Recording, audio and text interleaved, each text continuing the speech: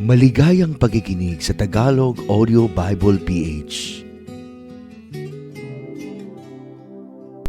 Marcos Kapitulo 11. At nang malapit na sila sa Jerusalem, sa Betfage at sa Betania, sa bundok ng mga Olibo ay sinugo niya ang dalawa sa kanyang mga alagad.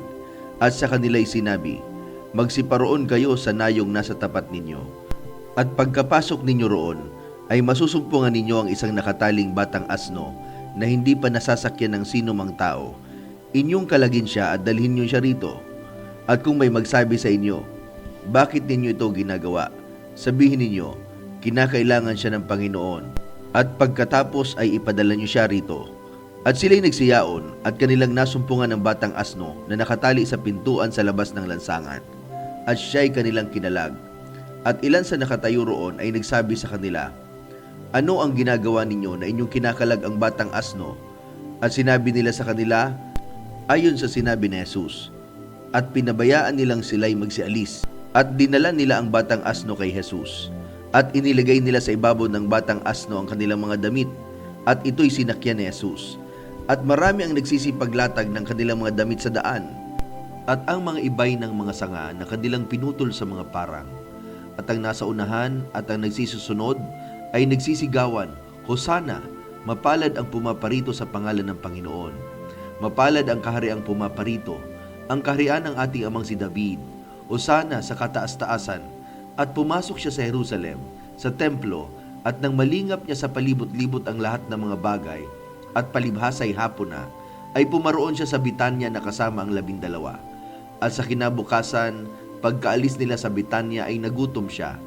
At pagkatanaw niya sa malayo ng isang puno ng igos na may mga dahon, ay lumapit siya na baka sakaling makasumpong doon ng anuman. At nang siya'y malapit sa kanya ay wala siyang nasumpungang anuman kundi mga dahon, sapagat hindi panahon ng mga igos. At sumagot si Jesus at sinabi rito, sino mang tao'y hindi kakain ng iyong mga bunga mula ngayon at magpakailanman. At ito'y narinig ng kanyang mga alagad. At nagsidating sila sa Jerusalem, at pumasok siya sa templo at nagpasimulang kanyang itinaboy ang nagbibili at nagsisibili sa loob ng templo. At ginulo ang mga dulang na nagpapalit ng salapi at ang mga upuan na nagbibili ng mga kalapati. At hindi niya ipinahintulot na sino man ay magdala ng anumang sisidlan sa templo. At siya'y nagturo at sinabi sa kanila, hindi ba nasusulat, ang aking bahay ay tatawaging bahay panalanginan ng lahat ng mga bansa? Datapwat ginawa ninyong yungib ng mga tulisan. At yaoy narinig ng mga pangulong saserdote at ng mga eskriba, at pinagsisikapan kung paanong siya'y kanilang maipapupuksa, sapagat natatakot sila sa kanya, dahil karamihan ay nanggilala sa kanyang aral. At gabi-gabi lumalabas siya sa bayan, at sa pagdaraan nila pagkaumaga, ay nakita nila na ang puno ng igos ay tuyo na mula sa mga ugat. At sa pagkaalala ni Pedro ay sinabi sa kanya, Rabay, narito ang sinumpa mong puno ng igos ay natuyo. At pagsagot ni Jesus ay sinabi sa kanila, magkaroon kayo ng pananampalataya sa Diyos. Katotohanang sinasabi ko sa inyo, ang sino mang magsabi sa bundok na ito, mapataas ka at mapasugba ka sa dagat, at hindi mag-alinlangan sa kanyang puso, kundi manampalataya na mangyayari ang sinabi niya, ay kakamting niya yaon. Kaya nga, sinasabi ko sa inyo, ang lahat ng mga bagay na inyong idinadalangin at hinihingi, ay magsisampalataya kayo na inyong tinanggap na at inyong kakamtin. At kung kayo ay mananalangin, magpatawad kayo. Kung mayroon kayong anumang laban sa kanino man, upang ang inyong Ama naman na nasa langit ay patawarin kayo ng inyong makasalanan. Datapat kung hindi kayo magpapatawad, hindi rin kayo patatawarin sa inyong makasalanan ng inyong Ama na nasa langit.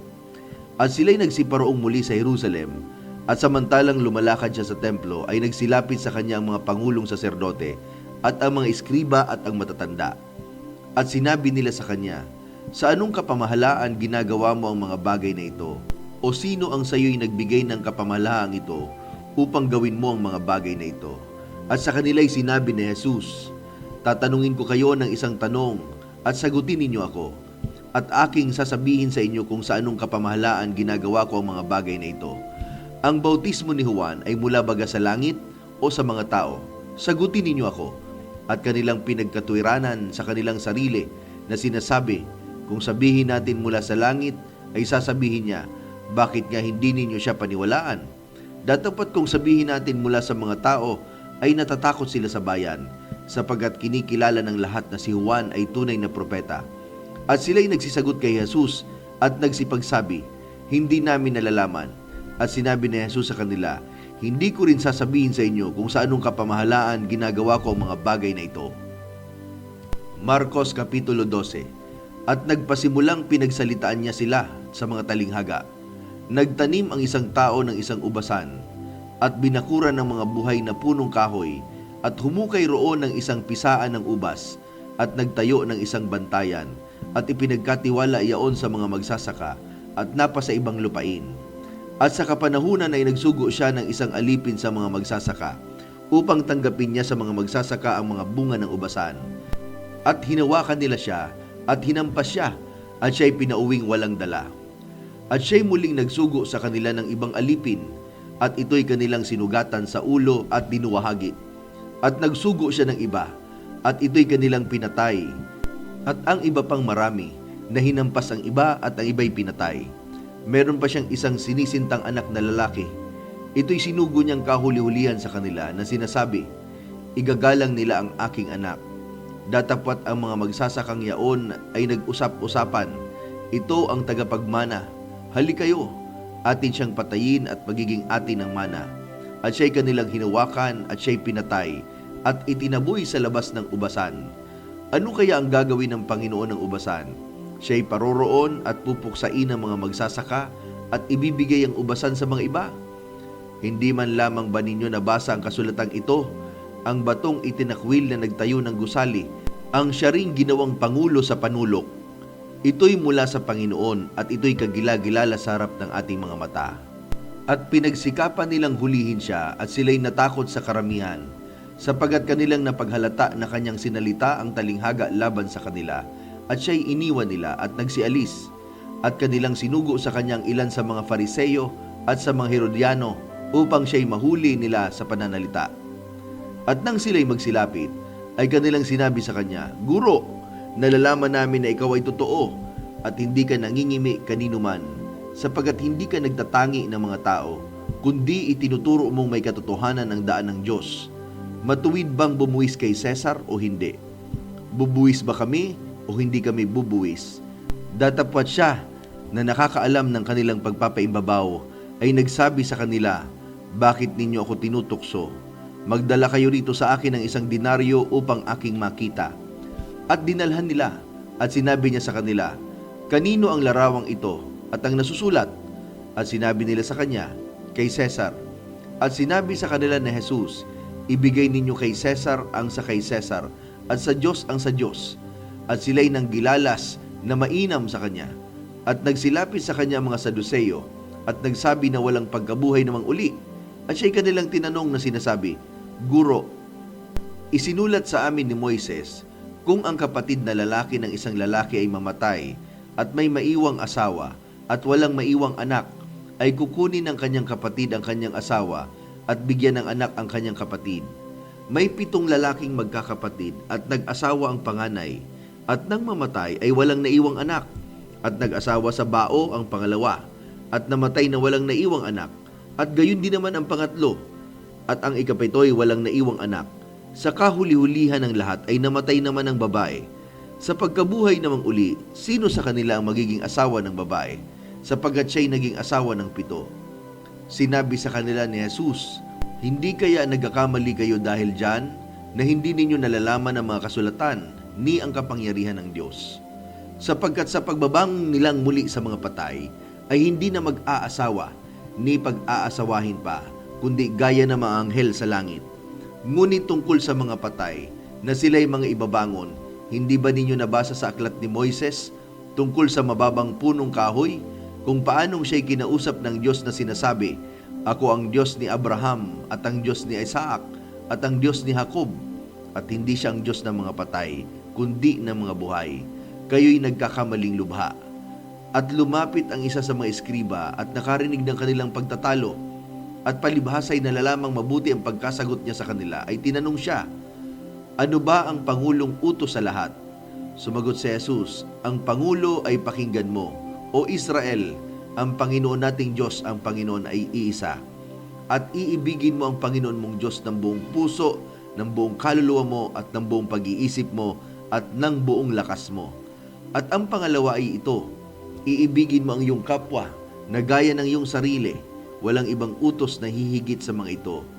At sinabi sa kanya ng iskriba, sa katotohanan, guro ay mabuti ang pagkasabi mo na siya'y iisa at wala nang iba liban sa kanya. At ang siya'y ibigin ng buong puso at ng buong pagkaunawa at ng buong lakas, at ibigin ang kapwa na gaya ng kanyang sarili, ay higit pa kaysa lahat ng mga handog na susunugin at mga hain. At nang makita ni Jesus na siya'y sumagot na may katalinuhan, ay sinabi niya sa kanya, hindi ka malayo sa kaharian ng Diyos. At pagkatapos noon, wala nang nagtanong pa sa kanya ng anumang tanong. At sumagot si Jesus at nagsabi nang siya'y nagtuturo sa templo, paanong masasabi ng mga eskriba na ang Kristo ay anak ni David? Si David din ang nagsabi sa pamamagitan ng Espiritu Santo, sinabi ng Panginoon sa aking Panginoon, maupo ka sa aking kanan, hanggang sa gawin ko ang iyong mga kaaway na tungtungan ng iyong mga paa. Si David din ang tumatawag na Panginoon sa kanya. At paano ngang siya'y kanyang anak? At ang mga karaniwang tao ay nakikinig sa kanyang mga galak. At sinabi niya sa kanyang pagtuturo, mag-ingat kayo sa mga eskriba na ibig magsilakad na may mahahabang damit at pagpugayan sa mga pamilihan. At ibig nila ang mga pangulong upuan sa mga sinagoga at ang mga pangulong luklukan sa mga pigingan. Silang nananakmal ng mga bahay ng mga babaeng balo at dinadahilan ay ang mahabang panalangin. Ang mga ito'y tatanggap ng lalong malaking kahatulan. At umupo siya sa tapat ng kabangyaman at minasdan kung paanong inihuhulog ng karamihan ng salapi sa kabangyaman at maraming mayayaman ang naguhulog ng marami. At lumapit ang isang babaeng balo at siya'y naghulog ng 2 lepta na ang halagay halos 1 beles. At pinalapit niya sa kanya ang kanyang mga alagad at sinabi sa kanila, katotohanang sinasabi ko sa inyo, ang dukhang balong babaeng ito ay naghulog ng higit kaysa lahat na naghulog sa kabangyaman, sapagkat silang lahat ay nagsipaghulog ng sa kanila'y labis. Datapwat siya sa kanyang kasalatan ay inihulog ang buong nasa kanya, sa makatuwid bagay ang buong kanyang ikabubuhay.